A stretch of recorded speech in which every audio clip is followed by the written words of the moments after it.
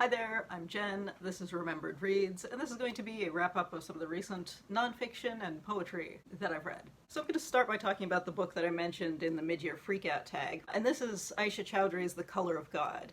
She is a professor at UBC, although she grew up in the Toronto area, in Mississauga, and I think she went to grad school in New York State. This is a memoir that one part is about growing up, one part is about body hair, and one part is about grief at the death of a child. But it's not a traditional memoir in that it doesn't really go through things as they happened. It covers them in a kind of cyclical way. So for example, when she's talking about her teenage years, her parents were people who, essentially as a response to the racism that they experienced as Pakistani immigrants in Canada in the 1970s, had joined a fundamentalist cult because they found that being visibly very religious meant that they were going to face Islamophobia over racism, and that was better in their estimation. And so she and her siblings faced pressure to kind of join that in the same way, but also faced pressure in school to reject all of that full out.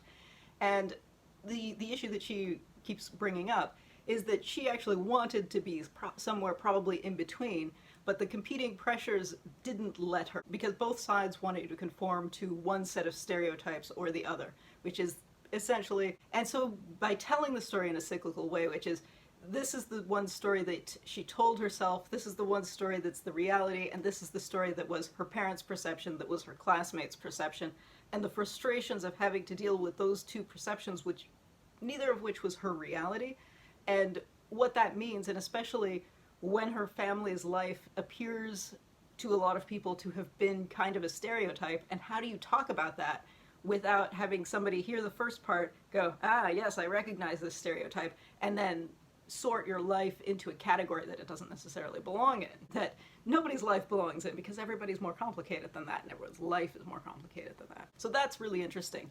The final part, and this is what I mentioned in the context of the freakout tag, is a combined discussion of her and her husband's choice not to have children, and as well as her family's grief when her nephew passed away at the age of 5 unexpectedly, and how her family dealt with that grief at the death of a child. And again, it's told in this way that allows multiple things to be true at the same time. And I thought that's fantastic. I think it's very difficult for a memoir to really present that level of nuance, because it is, especially when it's not really all that long, because life is complicated and people are complicated and culture is not boiled down to one or two things. And so I thought that just did a fantastic job of reconciling all those different pieces. So I will say, you know, if you are not in the emotional space to read about the death of a child, that would be the only reason I would say not to read that, because it is otherwise really fantastic. Next up is another memoir that is completely different in style. This is Love is an Excountry by Randa, Jarrar, and this is described completely incorrectly in the blurb, and also in a lot of the reviews that I've seen on social media, which leads me to suspect that a lot of people read the introduction to this without actually reading the whole thing. Most of the descriptions that I've seen of this talk about it as being a road trip memoir, whereas I would say that this is actually a series of essays composed of micro-essays, and while travel is a theme in them, it's almost secondary. The introductory chapter does talk about this road trip that she went on, but the additional chapters, which are essays with micro-essays, the travel theme is incidental because she was born in Chicago. Her family moved to Kuwait when she was young. They then moved back to the US, and she lived in a variety of places in the US. Her father is Palestinian and her mother is Egyptian. So travel is part of her life in a big way, in the way that I think it is for a lot of people whose parents are from two different countries and who grew up in a third and fourth country. That's true to my own experience, but I wouldn't call that a road trip memoir. So I found that a little odd. A lot of the reviews that I've seen also describe the author as being Muslim, when she defines herself very explicitly in this book as an atheist. So again, did you read the book? So as memoirs go, I really liked the style of the micro-essays, which loop back on themselves. So that was interesting. It is very graphically sexual and gets very heavily into domestic abuse, because her father was abusive and her first husband was abusive, and that was a case where she had been dating that first husband secretly, and essentially the two abusive relationships played off of each other, because she couldn't leave the boyfriend because he would say, well, I'm going to tell your father, and So that is the build-up, and she eventually works herself into the kink community and talks about consent through that. The way the sexual bits roll up in the rest of the book is a little surprising when it's not something that's mentioned in the blurb or in the introduction. Because again, if you're talking so much about consent, you'd think you'd mention that earlier on. So I thought that was a little surprising. So again, whether that's something that's interesting for you or something that you will avoid will be a very personal matter, but I think it's worth saying that that's there. That there's a lot of surprise sexual moments in various micro-essays that are not necessarily about sex or sexuality themselves. That's just a stylistic choice that's being made. I'm also going to mention something that is maybe kind of minor. She describes herself as a fat woman and does talk quite a bit about the social pressures on women who are perceived as fat, larger than average, and so on. And that's great. However, she does have a throwaway line where she's talking about Barbie.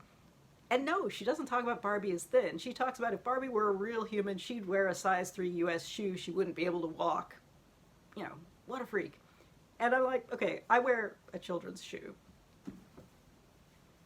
And yes, that is kind of a skeletal deformity. It's not normal, but, you know, if you're going to talk about body positivity, you have to include everything. Also, they sell Barbie wheelchairs. Barbie doesn't need to walk. And secondly, if you don't have children's-sized feet, you don't get to wear ridiculous house slippers like these. They don't make these in adult sizes. Anyway, and also you can walk on size 3 feet. Like, come on. Anyway, so that happens very early in this book and kind of irritated me. In any case, this is a stylistically interesting book. Whether the content is going to work for you will depend on whether you like the idea of micro-essays and whether you're comfortable with the sexual content. I'm just going to say that's what this is. It's not what the blurb says it is. So there we go. Next up, let's talk about some poetry that's also memoir-esque. This is Phantompains by Therese Estacion, who is a Canadian poet and teacher. Phantompains essentially covers a period in her life in which she had a really severe infection that basically ate away at her fingers, feet, and reproductive organs.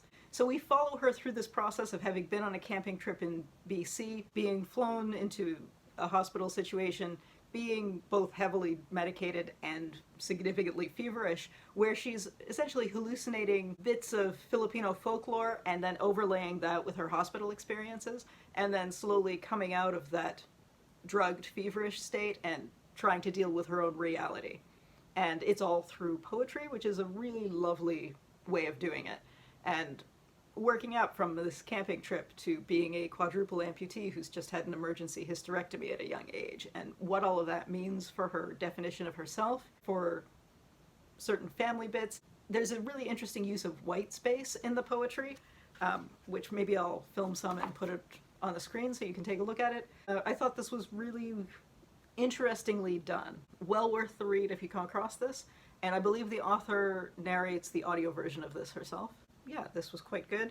I don't have a lot to say about it because I think it's not straightforward in terms of style, but it is very straightforward in terms of timeline. So, there we go. Next up, I read another piece of poetry, and this is Yiannis' Diaries of Exile, which is translated from the Greek by Karen Emmerich and Edmund Keeley. Ritsos was a political prisoner twice in his life, once during the Greek Civil War in the late 40s, early 50s, and then again during the dictatorship of the 60s and 70s. This collection of poetry is from that first period, and so these were written in the late 40s and early 50s. And we go chronologically, and you can feel how the writing style becomes more and more stripped down as he has spent more time in these prison camps, and essentially loses his self. In the translator's notes, one of the things that Emmerich makes note of is that you eventually stop seeing him say I anything, and everything becomes we, and it's collective, as though the individual has been stripped down by this dehumanizing experience. So it is really interesting. As with a lot of translated poetry, I wish it had both the original and the translation. It doesn't. I mean, I don't speak Greek, so it wouldn't really make a difference, but I do find that interesting visually, if nothing else. Still, I think this is well worth reading, and I thought this was fantastic, especially if you were interested in the kind of poetry of exile or poetry from political prisoners, and especially if you were interested in modern Greek literature or modern Greek history.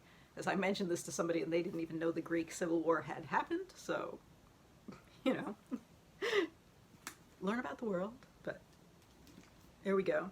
All right, and finally I read The 100 Years' War on Palestine, A History of Settler-Colonialism and Resistance by Rashid Khalidi.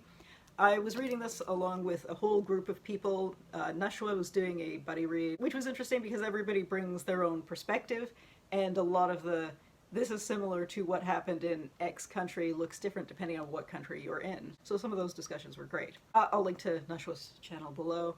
Because this is covering 100 years of history, it is quite brief, which is great when it's an introduction. There were a few chapters, especially with, for example, the Lebanese Civil War, which is something I know more about. I kept thinking, well, that's more complicated, but you can't have one chapter and not leave some things unsaid, which I think is a challenge in a book like this that's covering 100 years worth of history. You could write a book of this length covering a month of history and still maybe not be satisfied.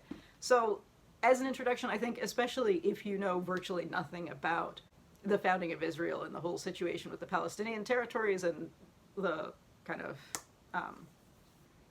and the whole politics and the international pressures on that, I think this is well worth the read. And it has a great section of notes and bibliography and references, and I think that is a great jumping off point to reading other things. So yeah, I mean, I don't have a lot to say about that because it is, as I said, really broad, but I think it's interesting, but as a jumping off point, very good. Alright, so I think that's where we'll leave it. If you've read any of these, I'd love to hear what you thought. And yeah, that's it for now. Ciao.